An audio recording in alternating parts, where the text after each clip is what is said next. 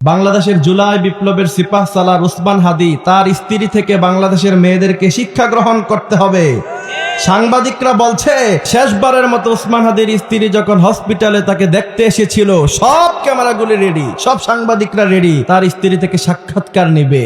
কিন্তু সাংবাদিকরা বলছে যখনই উসমান হাদির স্ত্রী সেখানে আসলো, আমরা অবাক হয়ে গেলাম যে কি সুন্দর করে ছোট্ট করে তাকে কাপড় দিয়ে মুড়িয়ে, ওই যে আগের দিনে রিক্সার মধ্যে যেমন কাপড় দিয়ে মুড়িয়ে মা বোনেরা রিক্সায় উঠতো, ঠিক তেমন করে কাপড় দিয়ে মুড়ানো তাকে সুন্দর করে আনা হলো। তার শরীরের পশম পর্যন্ত আমরা দেখি নাই। আল্লাহু আকবার। উসমান হাদির স্ত্রী থেকে শিক্ষা গ্রহণ করতে হবে বাংলাদেশের মডারেট মুসলমান মেয়েদের। তোমরা শিক্ষা গ্রহণ করো। তার স্বামীকে গোটা পৃথিবী চিনে। আর উসমান হাদি কতটা নেককার স্ত্রী পেয়েছে আমি অবাক হই যে আজকেও গতকালকেও যখন তার জানাজা হয়েছে তখনও পর্যন্ত তার স্ত্রীকে দেখা যায় নাই। এখনো পর্যন্ত কোনো সাংবাদিক তার চোখটা পর্যন্ত দেখতে পারে না। ধৈর্য ধরেছে, সবর করেছে। কতটা গায়রত ছিল উসমান হাদি, কত ভালো ছিল, এখন হারে হারে টের পাওয়া যাচ্ছে, ঠিক কিনা? আর বাংলাদেশের যুবকেরা স্ত্রীদেরকে সুন্দর করে সাজায়া গোছায়া পার্কে গিয়ে ঘুরে আর দেখায় যে দেখ আমি কত সুন্দর বউ বিয়া করছি। আছে না নাই?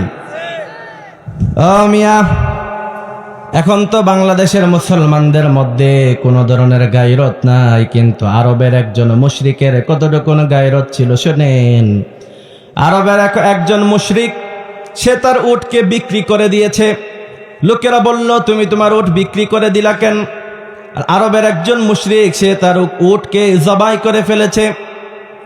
সবাই বলল তুমি উটকে জবাই করে দিলা কেন? তোমার যদি এটা প্রয়োজন না পড়ে তুমি তো বিক্রি করে দিতে পারতা।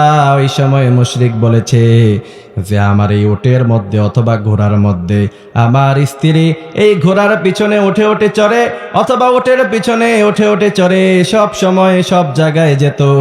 আমার স্ত্রী যেই ঘোড়ায় অথবা যেই উটে চড়েছে সেই উট আমি বাজারে বিক্রি করে দিলে সেখানে অন্য কোনো পুরুষের ছোঁয়া লাগবে, এতটুকুন আমার সহ্য হবে না। আল্লাহু আকবার। কতটুকুন গায়রত ছিল আরবের একজন মুশরিকের। আর তোমার মধ্যে এতটুকুন গায়রত নাই, তুমি তোমার স্ত্রীকে তুমি নিয়ে যাও তোমার বন্ধুর ফ্ল্যাটে। আছে না নাই? বন্ধুর সামনে দেদারসে কথা বলে, স্বামীর সামনে বসে, এগুলি গায়রতহীনের পরিচয়। স্ত্রীকে পর্দা করাতে হবে। যদি আপনি পর্দা না করান, আল্লাহ তাআলা বলছেন ইন্নাস সামআ ওয়াল বাসারা ওয়াল ফুআদা কুল্লু উলাইকা কানা আনহু মাসউলা। আল্লাহ তাআলা আপনাকে যেই জায়গায় নেতৃত্ব দিয়েছে, স্বামীর নেতা হচ্ছে স্ত্রীর নেতা হচ্ছে স্বামী, ঠিক কিনা? আপনার স্ত্রী কোথায় যায়, আপনার স্ত্রী সারাদিন মোবাইলে কি করে মাঝে মধ্যে একটু চেক দিয়েন, দরকার আছে না নাই? অনেক সময় স্বামীরা জীবনও স্ত্রীর মোবাইল ধরে না, আবার স্ত্রী বলে এটা আমার পার্সোনাল জিনিস, ঠিক কিনা? তাহলে তোমার স্বামীর সামনে যদি তোমার পার্সোনাল গিরি দেখানো লাগে, এরপরে পার্সোনাল মোবাইলে জোর করে ঢুকলে দেখা যায় যে 10 জনে মেসেজ দিয়ে রাখছে বাবু খাইছনি, ঠিক কিনা? এরপরে দেখা যায় আরেকজনে মেসেজ দিয়ে রাখছে সোনা পাখি কি করো। তাহলে তোমার তো পাখি আসলো কই থেকে?